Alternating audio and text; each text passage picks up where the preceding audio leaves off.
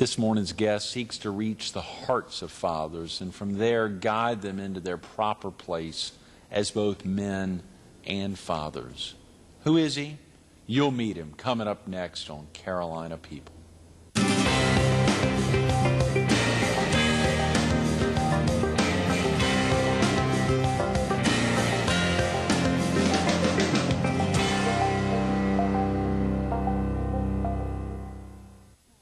Good morning. Welcome to Carolina People. This morning we're at the Myrtle Beach Herald, and happy St. Patrick's Day. We're focused on the South Carolina Fatherhood Practitioners Network, and we're visiting with its executive director, Myrtle Beach native Michael Burgess. Good morning, Michael. Good morning. Thank you, Greg. Thanks so much for driving in from Columbia. Not a problem. It's a big deal. Yeah. A big deal, and it's fascinating. Of course, all week we've had some amazing guests, and of course on St. Patrick's Day to think about so many aspects you could focus on, but fatherhood is a critical one that needs a lot of focus, not only today, but every day. Absolutely, absolutely, and that's one of the things that we try to do with the Fatherhood Practitioners Network.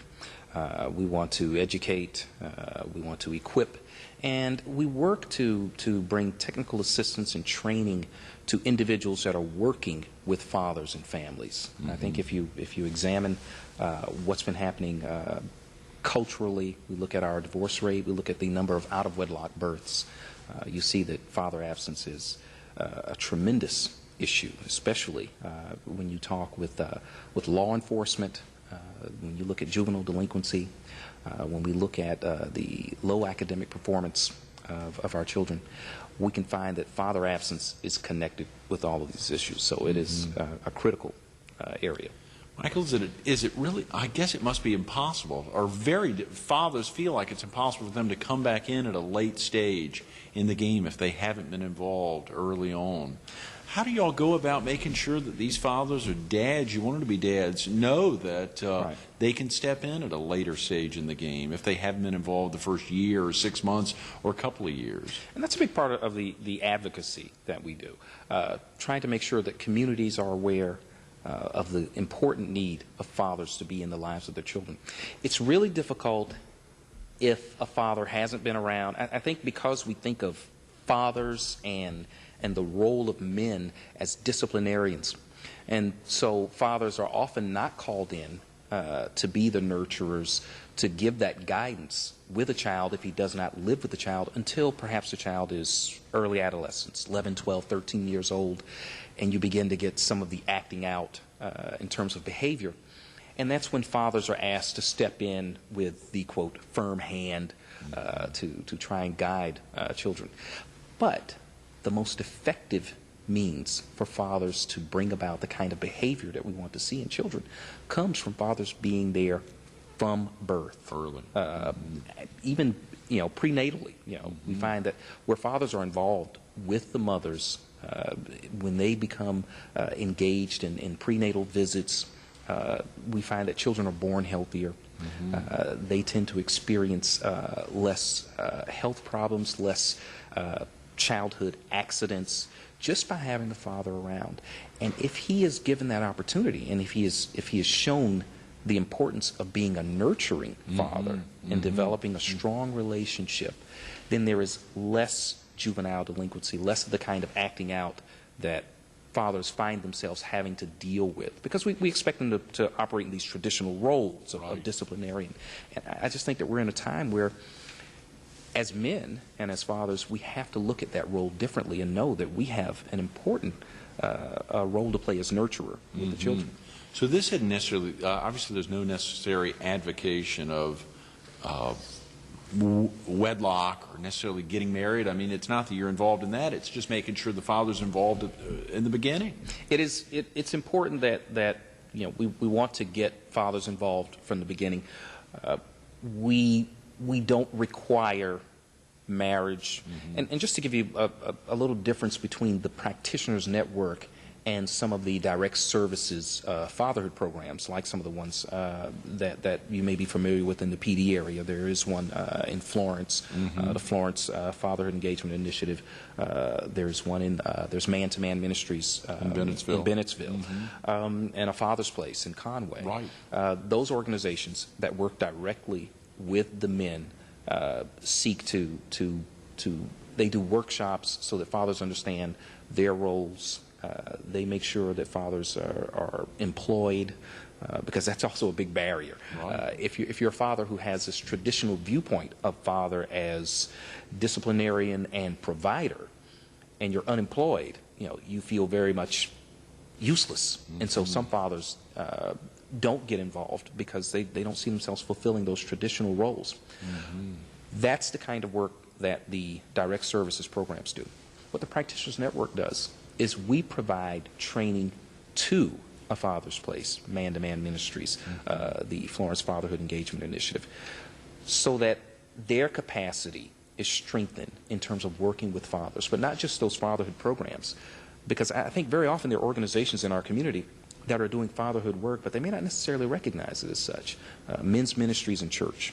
A lot of those organizations are perfect for the kind of services that we provide to them, and other grassroots organizations, as well as state agencies, helping them to become more father-friendly. Very often in a state agency situation, a lot of the frontline staff are female. A lot of the constituents that come in are female. Right. And when a father shows up, it can become sort of an odd situation. And so we try to ensure that those organizations and those agencies are father-friendly, and so that fathers can access those same kinds of services. Right. But you asked a question about marriage. Marriage is perhaps a healthy marriage, and we have to qualify that. It is the most beneficial circumstance in which a father can be engaged in the life of his child. It creates the greatest likelihood that he's going to be engaged in the life of the child. As an organization, we certainly believe that healthy marriage is important, but we also recognize and understand that there are other family structures that are valid, and that we have to recognize those family structures and work within them.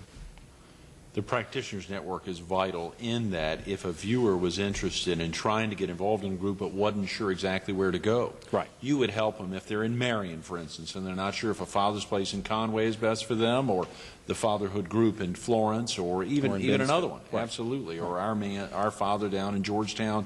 Depending on which the group is, y'all would know exactly which member organization or partner would be potentially best for them based off of their circumstances. So if a viewer needed to get off to school now or head out to work, what's the best phone number or website to visit, the best phone number to call if a viewer wanted to learn more?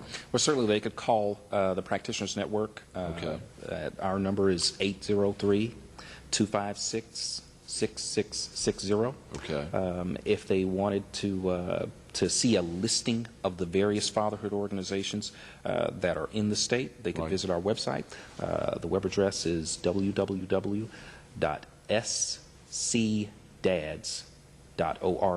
Okay, great. scdads.org. Okay, great. 803-256-6660. Yes. And again, you could get them in touch easily with the folks at A Father's Place or any of the groups that would be particularly important for them in their area. Right. And of course, one of the great things, if we can talk a little bit about that direct involvement of a group like, let's say, A Father's Place, the one in Conway, and maybe break down some of the direct influence happening within a group like that on a day-to-day basis. Well, let me give you an example of a father who came into our program. I worked at A Father's Place from 2000 to 2004. Right. And we had a young man come into our program. He was 18 years old at the time. He did not have a driver's license. He had not seen his child in nearly a year. And he had a tremendous difficulty with the mother in terms of their relationship. But perhaps even more so, and this is a common thing, he had tremendous difficulty with the grandmother, the mother's mother. So that extended family and those relationships become very critical in getting fathers involved. Within 6 months of enrolling in our program, we worked with him to get his driver's license, to get his GED, to become employed. But we also worked on some of those communication skills, those anger management skills, parenting skills, and we acted as intermediaries with the extended family and the father and mother to repair those relationships, and got that father involved with his son, whom he began to see on a regular basis, improve the relationship between himself and the mother of the child, between himself and the maternal grandmother. There was also some challenge with the paternal grandmother, with his mother, because everybody gets upset. You know, it's like, you know, you've got the child there, which is really should be the focus of all of the energy and emotion, but because of some of the difficulties in the relationships, the child fails to be the center of that focus, and the child suffers from not having the full advantage that comes from the engagement of both parents. You know, and I think it's important to say that we don't believe that fathers are more important than mothers. Right. We do not believe that at all. We believe that children need and deserve the involvement of both their parents. Whether it's boy or girl. Whether boy or girl. Right. Absolutely. Right. Absolutely. I think very often we think that fathers are more important to boys in terms of their development and their growth. But what we know from you know, the research has shown that fathers who have a positive, loving relationship with their daughters, those daughters are less likely to engage in early sex. They are less likely to become teenage mothers, less likely to abuse alcohol and other drugs. So there are tremendous benefits. They're more likely to do better in school, less likely to be juvenile delinquents. This is by having fathers involved at an early age, a positive, engaged relationship with the children. I saw in reading about the Father's Place, Michael, a real focus on, and I hate to focus on that, acronyms oftentimes, but 4 E's and an S. Can you share with viewers, do you remember particularly about the 4 E's and an S? I think it was engage, equip, educate, obviously empower, and then send. Exactly. Exactly. The whole idea is to get fathers involved with their children, to give them the skills, educate them in those skills that they need to manage their relationships. But I think most of this work is really about relationships within families, and really about getting fathers to recognize that even if they've had a child outside of wedlock, there's still a family situation that's been created. It's not the kind of, you know, your typical standard household. Right. But nonetheless, children ask, "Where is my father?" And they want that relationship. And so we want to engage. We want to educate them, give them those skills they need, and we want to equip them to go out, earn a living, take care of themselves. We believe that material support is important, but we know also that it is emotional and spiritual support that children remember in the years to come. But that is not to say that material support is not important. It's very important. So we want fathers to be educated, and we want them to be employed. We will help them improve their employment ability. A lot of the programs that are doing the direct services, that's one of the key things, because a lot of fathers come into the program, they don't have high school diplomas. Their employment situation is not of a sort where, if they're making minimum wage and the average cost of a 2-bedroom apartment is $500, well, it's going to be very difficult to take care of yourself, take care of a child, and supply all of your needs. So we try to work with them to improve their employment situations so that they can earn the kind of living that allows them to work and take care of their children. And then we want to send them forth to be an example within their communities, and to be an example to their children of what an engaged father looks like and what he does. How critical. Now, I know that may have been redundant at some level because you kind of explained that, but I love seeing those acronyms. Oftentimes folks can remember that, really think through the modicum of real focus there of what a group's about. Not that it's just as simple as 4 E's and an S, because you all are so much more than that. But it was fascinating seeing, and from the Practitioners Network, one of those not fun facts, but a fact, about 40% of children in father-absent homes have not seen their father at all during the past year. Not at all. Not at all, which is it's a startling fact. I mean, must be just startling. Probably, a bigger number than that. I think it's about 60% that they've never set foot in their father's home. Mm. They may have seen their father, perhaps he comes for a visit, but they have never gone to where he lives. Mm-hmm. So that you don't have this kind of full engagement and fullness of a relationship that really matters to children. You can give a child a great gift, video games, computer, sneakers, whatever it may be, that they may delight in for a day or a season.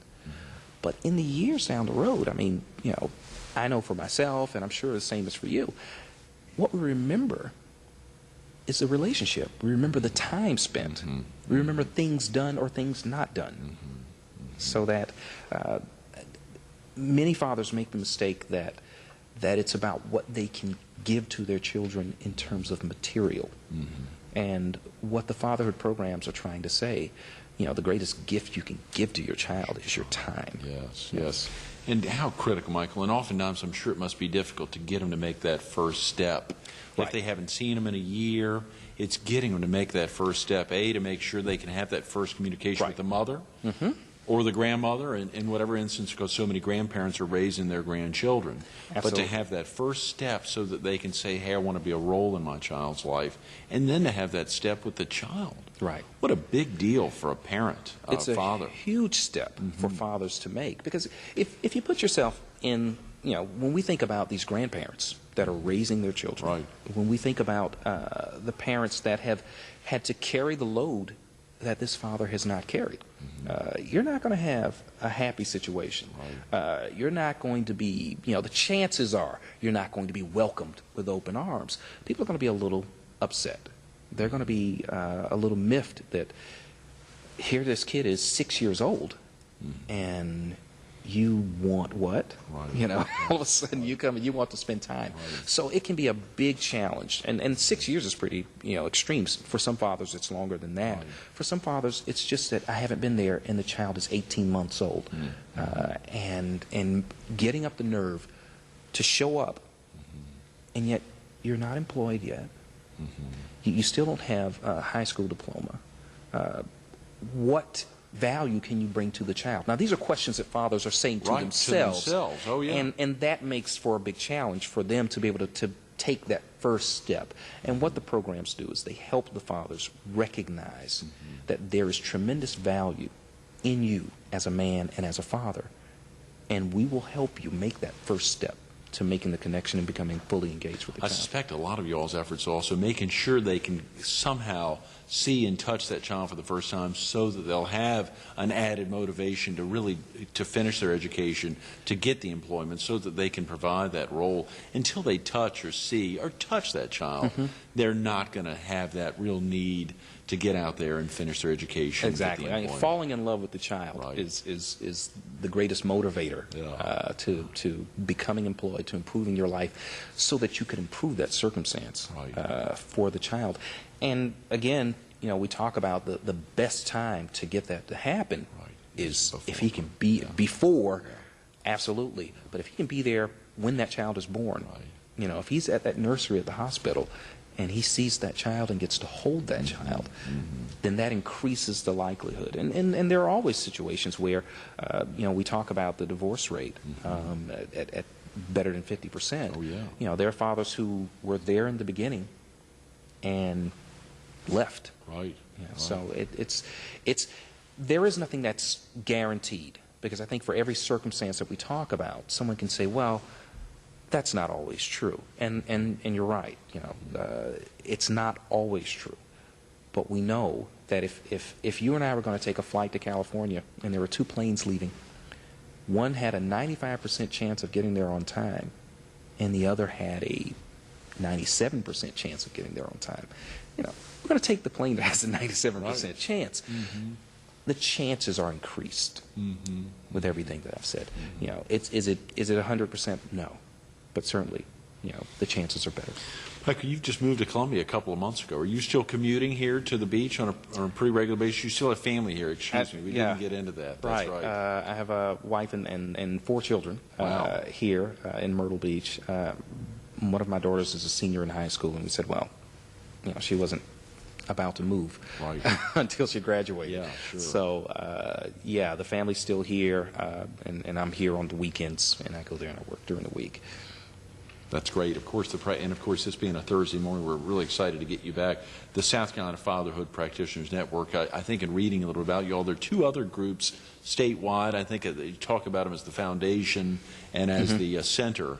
Right. So, of course, there's a couple of groups focused on, and how do you all work in tandem there? We got about 5 minutes, Okay. and I want to make sure we have good focus here. Okay. Well, first of all, let me tell you about the Sisters of Charity Foundation, which really has been at the forefront of the fatherhood movement here in South Carolina. Going back to 1996, they funded the first fatherhood programs in the state. There are 10 programs that exist now that have come about because of the Sisters of Charity Foundation and their vision for reducing child poverty through fatherhood engagement. The Sisters of Charity Foundation provides the funding for the South Carolina Fatherhood Practitioners Network, Okay. which is, again, the advocacy and technical assistance arm of this fatherhood movement. They also brought about the South Carolina Center for Fathers and Families, which works on a statewide basis with those 10 programs that I mentioned earlier, including Man-to-Man Ministries in Bennettsville, the Florence program, Our Father in Georgetown, as well as others around the state. Right. They are basically ensuring the sustainability of those programs, helping them seek alternative funding, and making sure that in the years to come, they're going to be around. There is a small amount of overlap between the center and the Practitioners Network, Right. as well as the work that the Sisters of Charity are doing. But we're all working toward the same goal, and we're all affiliated. That's wonderful. It's so fascinating reading some of those program goals of a father's place. And again, we take that as an example because you were at the helm there for 4 years. Right. But it was fascinating. Of course, what you talked about, increasing time, the most important Right. aspect. Fathers will meet their child support obligations consistently and on time again there. That the cooperative parenting relationship with the child's custodial parent. Right. Whether that be mother or grandparent. Exactly. Absolutely. The fathers will strengthen their job readiness and retention skills, and then so many more things. I mean, this is an incredible effort of any one group, of course, to help that father initiate with so many other groups in a community so that they can really get the ball rolling, and then keep the ball getting bigger. That's a big deal. Well, we're really excited about it. We're excited that there are men who have said, "Hey, I want to embrace this role. I'm ready to make that change," because that's the critical piece. They have to first be ready to accept the responsibility and the joy that comes from fatherhood, and be ready to make those changes in their lives. And that's the key to the success. That the men who operate the programs at a Father's Place and around the state of South Carolina, that Wallace Evans and his staff, that they're ready to bring those fathers in and work with them and commit to them, and those fathers are ready to commit to being fathers. Is there any way that a viewer could be involved, Michael? Are there things that a viewer could do, whether offering time or donations? What's the best way for them to get involved? Is it to go directly to the Practitioners Network or on their local level? Well, in either case, of course, each of the programs are 50c3 nonprofit organizations. Right. And if you go to the Practitioners Network website, which is www.scdads.org, you go to that website, you can find links to each of the fatherhood programs and contact information for them. So if you find one in your area that you in particular want to work with or that you want to support and give a donation to, you can find that information, and we encourage you to support those programs locally. And if you wish to support the work of the network, which works on a statewide basis, you'll find a link on our website to where we'll accept your donation. And again, if a viewer doesn't have access to the internet in their home or can't get down to the library, they can call the 803-256-6660 number. Yes. How critical, Michael. When you think and you sit back in your 4 years at the helm of a Father's Place, does it help you in your own roles as a dad? I mean, does it help recognize the importance of your time spent with your children? What has been the primary helper for you as a better father? One of the things that when I came to a father's place, I am a non-custodial father myself, and I recognize in the men some of the same fears and concerns that I had as a non-custodial father, and recognize that this is a shared problem. And the biggest issue was, as I looked at myself, I said, okay, if I don't have the child living in the home with me, what is my biggest contribution to their lives? And for a long time, you think that, well, I need to meet my child support obligation. Very important. Very important that you meet that obligation, you meet it consistently. But what I learned was, I need to go to the ROTC drill meets, and I need to attend the events at school, because when I am involved in the school, then that helps my child do better. And for my child that does not live with me, I also have to say that she has a wonderful mother and stepfather that have been very important, and having a good relationship in those areas. I should have asked you that question earlier because we've run out of time, so we'll get into that in part 2 when we get you on another time. Thanks so much for being with us this morning. Thank you. Absolutely. Right. Stay tuned to more Carolina People with Michael Burgess coming up next.